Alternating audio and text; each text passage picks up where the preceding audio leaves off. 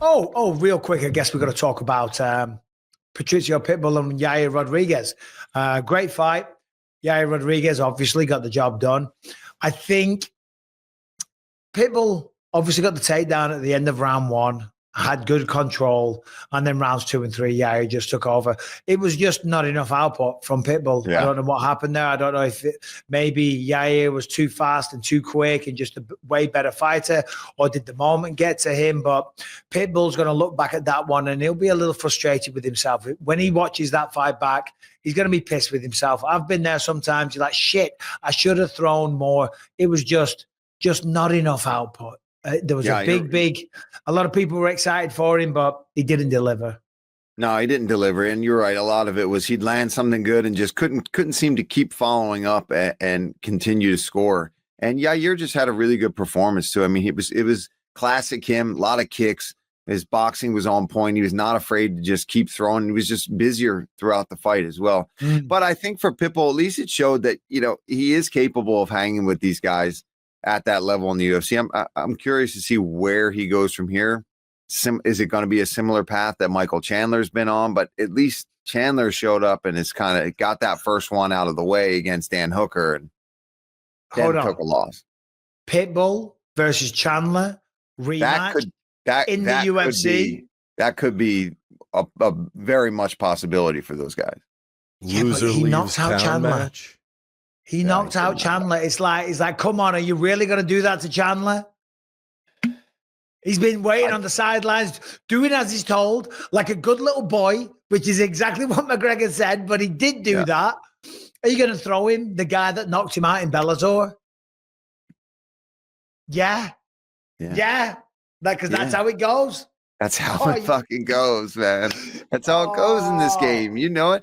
I mean, dude, I still think that's probably one of the better options for him when you look up and down that lightweight division. And at least it's a guy you're familiar with. You can get some revenge back. He's also fresh into the UFC.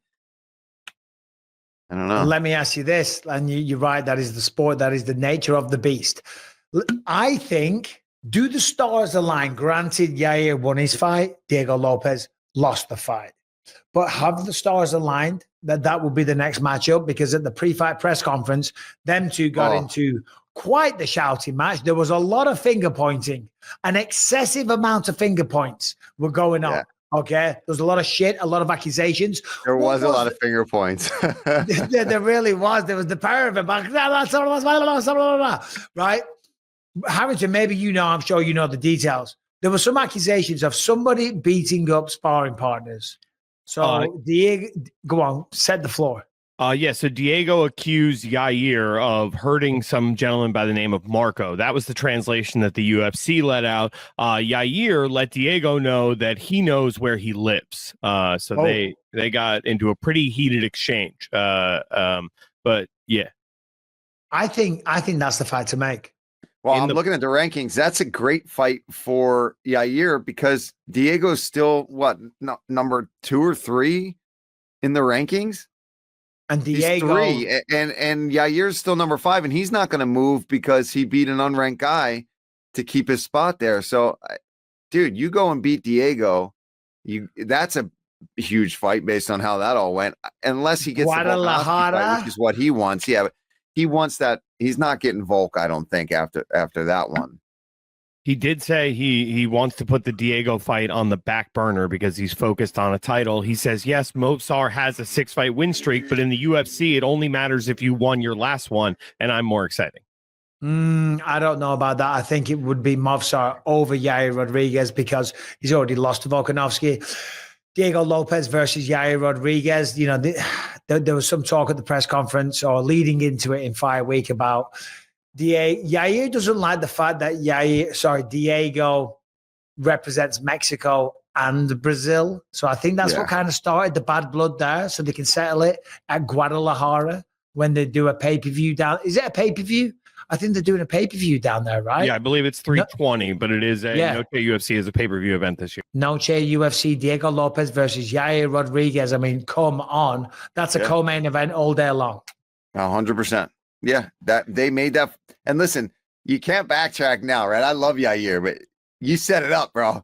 You set it up. You guys went at it like that. That stole the press conference. That was the story coming out of that press conference. That, and I put a lot of dogs down. And then that, you set that fight up. All right, today's episode is sponsored by Brunt Workwear. Choosing work boots used to mean sacrificing comfort or durability. If they felt good, they didn't last, and if they lasted, they wrecked your feet. But Brunt Workwear finally ended that trade-off, designing boots that withstand the toughest job sites while feeling as comfortable as your favorite sneakers. Now, these might be the most comfortable work boots on the planet, but they also deliver real performance on the job. Whether you need waterproof, safety toe, or soft toe, pull on or lace up, they have got you covered. And they're so confident that these boots will blow you away. They will even let you try it on the job risk-free. I'm telling you, these things look really nice. They sent some to me.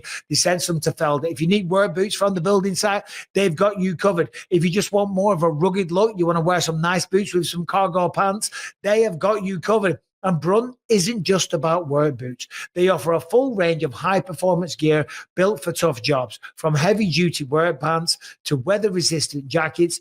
Brunt designs durable, reliable workwear to keep you protected and productive in any condition. Brunt didn't just make a durable work boot. They reinvented comfort for the hardest workers out there. For a limited time, our listeners get $10 off at Brunt by using code BELIEVE at checkout. Just head to bruntworkwear.com, use the code BELIEVE, and you're all set. After you purchase, they're going to ask you where you heard about them. Please support our show and tell them that the Believe You Me podcast sent them. bruntworkwear.com, code BELIEVE for $10 off.